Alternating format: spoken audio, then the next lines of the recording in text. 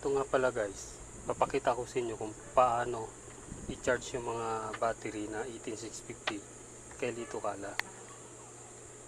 Papakita ko sa inyo, hindi lahat ng battery sina-charge niya. Gaya ng sabi ko sa isa kong video, pag walang laman yung battery, hindi niya talaga i-charge. Ibig sabihin niyan walang laman. Paglalagyan natin ng battery, ito yung mga walang laman, pipili tayo. Ito, isa, subukan natin lagay.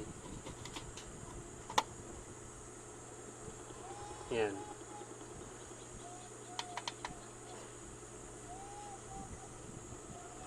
Naka-northeast tayo. Yan. Nakikita nyo. End na siya. Mag-i-end na yan. Ayan o. End na. Tapos na. Wala sang mAh. Yung current niya naka 500 lang tayo. Kasi kung abot natin ng 1000 current, umiinit yung battery. Hindi naman natin nababantayan yan. Maglalagay pa tayo ng isa. Ito, testing natin yan. Pero yan, kaya ako pabuhayin yan. Dati tinatapon ko eh. Hindi binasa. Antayin pa natin yan.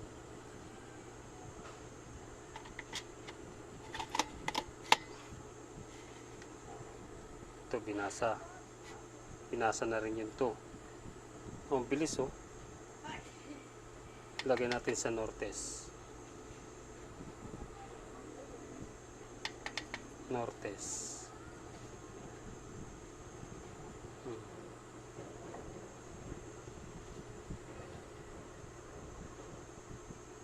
Bumabagsak talaga siya. Napunta sa charge kapag ino-northeast ko siya para makuha yung milliampere niya, yung mAh niya. Bumabalik siya sa sa charge. In na kagad. Ang bilis niya mag-pull, pero no result yung niya, yung mAh niya. Maglagay pa tayo ng isa. Subukan natin tong orange. Ito yung mga sira eh. Ito yung may mga laman to. Puro wala pa. Pakikita ko sa inyo ano yung pagkakaiba ng may laman na battery sa walang laman. Ito, mabubuhay pa to. Pag nakagawa ako ng yung battery holder na pambuhay ng battery, bubuhayin ko to. Kasi kung maglalagay ka ng 00, tapos pag nilagay mo dito kay Lito Kala, kunya magbibigay siya ng, ayan, katulad niya, nagbigay siya ng 2 volts, 0.22 volts. So, malakas mo hangin. Ganyan na mangyayari sa battery. Hindi talaga katulad nito, yung orange. Number 4, wala. Hindi sa binabasa. Number 2, wala na rin. Number 1, kahit sabihin mong binabasa siya, wala. No result. Wala sang image. Tapos yung volts niya 1 volts lang, 0.95. Ngayon maglalagay tayo ng may laman. Tanggalin natin to. Ito hindi ko to tinatapon. Dati nakaipon ako niya isang sako eh. Tinapon ko lang. Ito may laman, ito may laman. Ika-capacities natin yan. Kukuha tayo ng tagi-isa. Ito may laman to eh. Yan. 3.7 kagad. Tapos ino-northeast natin. Tapos yung current niya pwede natin i-700, 1,000. Kaso iinit yung battery. Ipupull niyan, titistingin natin. Maglalagay tayo ng iba. Isa-isa. Isa namang green. Tingnan mo guys, ang bilis niya i-pull. Kasi naka 1,000 current tayo. Pero iinit tong battery.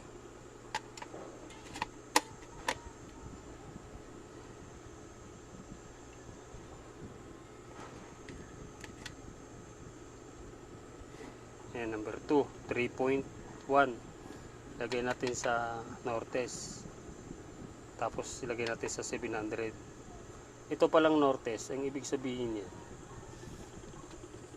magbibigay siya ng mAh sa battery.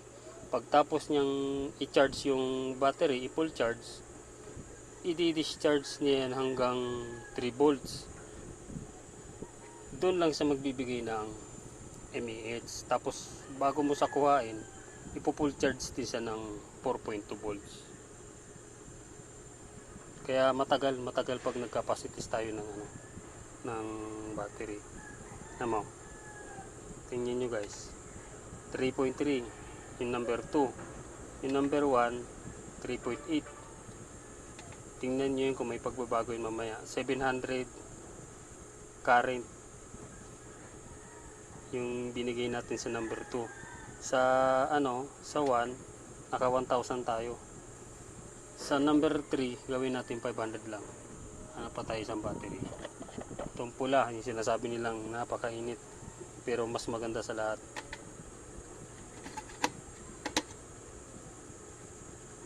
Yan.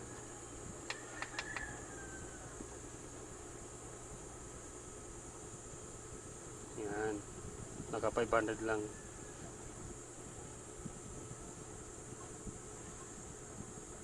.6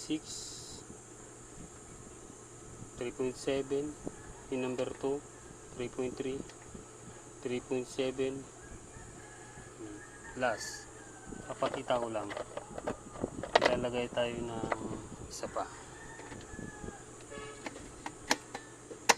ganyan mag charge ng battery. 2 volts lagay natin ng Nortes, lagay din natin sa 1,000.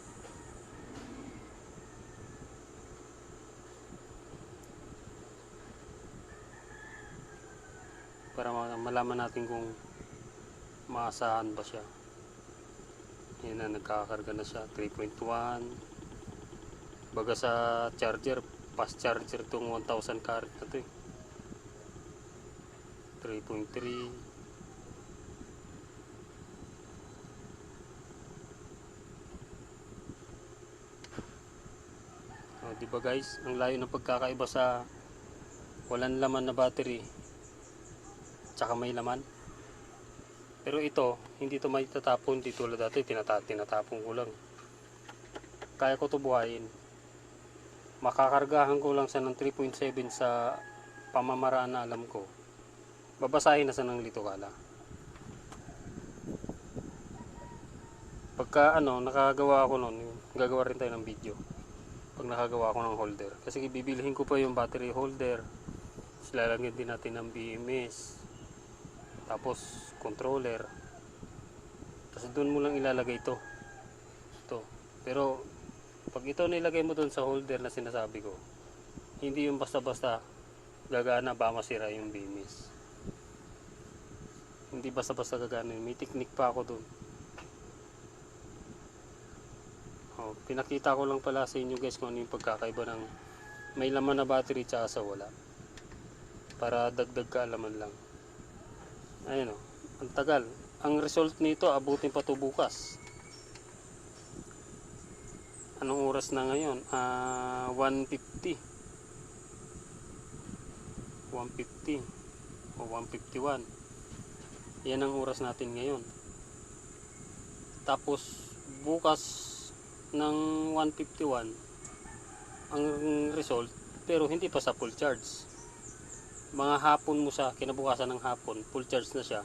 Tapos nakalagay niyan end. Halimbawa nakalagay 1,700 mAh number 1. Halimbawa number 2 nakalagay siya 2,000 mAh number 2. Nakalagay niyan end dito. Itong Nortes na to mapapalitan ng end dito sa baba, katabi niya. Sige guys, hanggang dito na lang. Sana may natutunan kayo sa bago nating video. Maraming salamat.